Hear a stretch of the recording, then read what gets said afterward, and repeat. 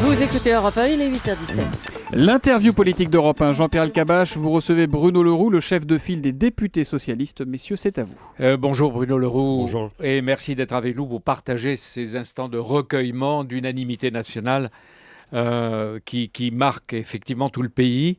On voit bien que les récits et les images de Roissy nous étreignent tous. Bien entendu, je regardais les quelques images avant de rentrer avec vous en studio. Il y a là dans ces cercueils deux journalistes qui étaient des grands professionnels, des très grands professionnels dans une grande rédaction, qui a été touchée 4 fois par des morts violentes ces 10 dernières années. Je crois qu'il faut leur rendre hommage, d'abord pour leur rigueur et leur professionnalisme, mais aussi en leur rendant hommage, défendre la liberté d'informer partout dans le monde. C'est-à-dire qu'on ne finira jamais de dénoncer l'enlèvement et l'exécution sans pitié en 1 heure de nos 2 confrères. C'était un crime abject qu'il faut condamner et dénoncer sans cesse. Ce sont les assassins. La France et les autorités maliennes sont à leur recherche. Ils devront être punis. Laurent Fabius a dit qu'ils devaient être châtiés. Ce doit être le cas. Et dans le même temps, je veux le dire, ceux qui sont dans le nord et qui doivent être combattus sans relâche étaient ceux qui étaient prêts à attaquer Bamako il y a maintenant plusieurs mois, ceux dont nous avons empêché qu'ils s'emparent du Mali. Et donc il y a une action résolue à continuer à mettre en œuvre dans ce pays. C'est le terrorisme et la guerre. Si les tueurs et leurs complices sont arrêtés comme vous le dites, est-ce que c'est à la France de les juger et les condamner ? À la France elle-même ou au Mali? Ils ont tué des Français au Mali. Moi, je fais confiance aujourd'hui à l'État malien pour prendre ses responsabilités, mais nous devons le faire en toute coopération. Je souhaite qu'ils soient retrouvés et arrêtés le plus vite possible. 150 soldats viennent d'arriver à Kidal. Laurent Fabius vient de l'annoncer.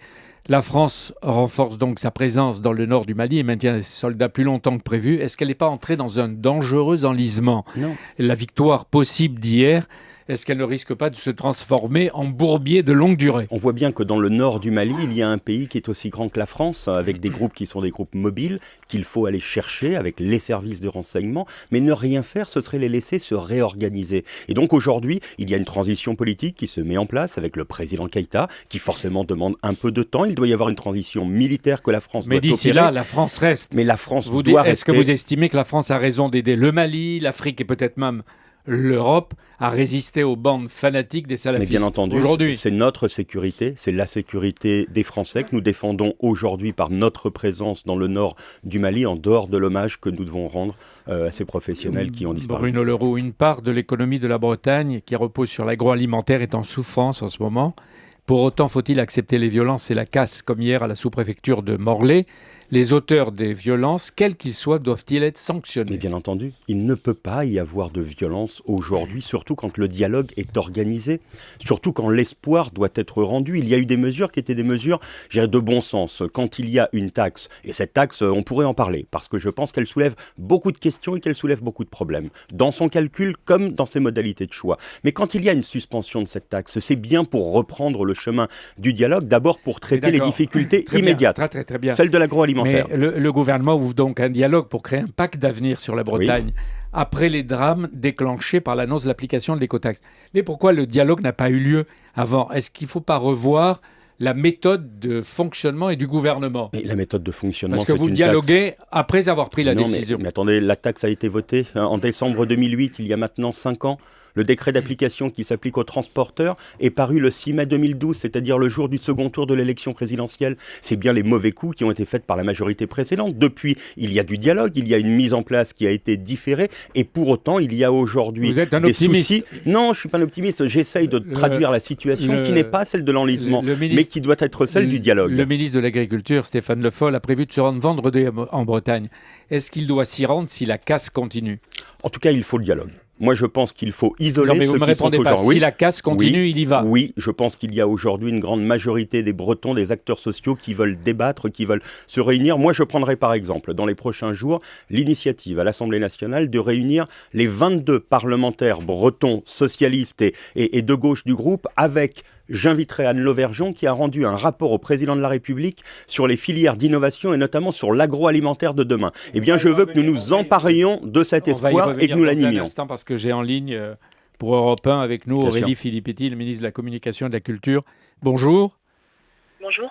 Vous êtes à Roissy, sans doute submergé par une immense émotion. Vous savez, la mort de ces 2 journalistes, de ces 2 très grands professionnels de la RFI a porté un coup très dur à tous les Français, je crois, parce que les Français savent que ces 2 personnes sont mortes pour la liberté d'information, pour nous donner des informations sur ce qui se passe aujourd'hui au Mali. Là, vous êtes à Roissy. Tous. Vous êtes à Roissy aux côtés du président de la République, Laurent Fabius, des familles et des amis de Ghislaine Dupont. C'est une scène qui marque, je suppose, pour longtemps. Bien sûr, parce que c'est encore une fois, c'est la France qui a été atteinte à travers eux.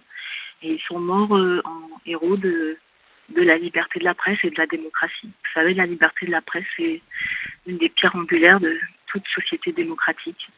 Et c'est au nom de ces valeurs, de ce combat, évidemment, qu'ils sont tombés. Les 2... Malheureusement, sous les coups d'assassins froids qui les ont abattus, qui les ont exécutés. Et nulle polémique n'est acceptable aujourd'hui en ces instants. Ils se battaient en effet pour l'indépendance de l'Afrique qu'ils aimaient, en informant. Et c'est un Malien, d'après ce que j'ai lu, qui a su trouver peut-être les mots. Au Mali, dit-il, les morts ne meurent jamais. Vous parlez, Aurélie Filippetti, de la liberté d'information. Les tueurs voulaient et veulent faire peur, empêcher la liberté d'informer. Ce matin, ce que vous dites, il faut continuer malgré les menaces, imposer l'esprit de courage de Ghislaine Dupont et Claude Verlan. Il faut repartir. Absolument. Il faut que l'information continue. La liberté de la presse ne doit pas céder face aux terroristes, face aux assassins. C'était tous les 2 des grands professionnels qui aimaient, qui étaient passionnés par leur métier, qui étaient passionnés par l'Afrique. Ghislaine Dupont était l'une des meilleures spécialistes de l'Afrique. Claude Verlan était un immense professionnel, un technicien aguerri de tous les théâtres d'opération. Ils n'ont jamais pris de risques inconsidérés. Ils faisaient leur travail et ils le faisaient pour nous tous. Merci. Ce travail-là doit continuer. Merci. Il y a beaucoup de leçons à retenir et c'est vrai que c'est en grandiloquence. Toute la presse est endeuillée et solidaire avec RFI, Europe 1 aussi, et les Français et les Africains aussi qui sont des fidèles de RFI. Merci de votre témoignage, Aurélie Filippetti. Je reviens à vous, Bruno Leroux. On passe de l'émotion à la réalité du combat politique et social. Le contrat Ecomove est une surprise et peut-être un scandale. Ecomove, la taxe collectée par une société privée qui aurait eu droit à 20% par an de la collecte, c'est-à-dire 250 millions d'euros.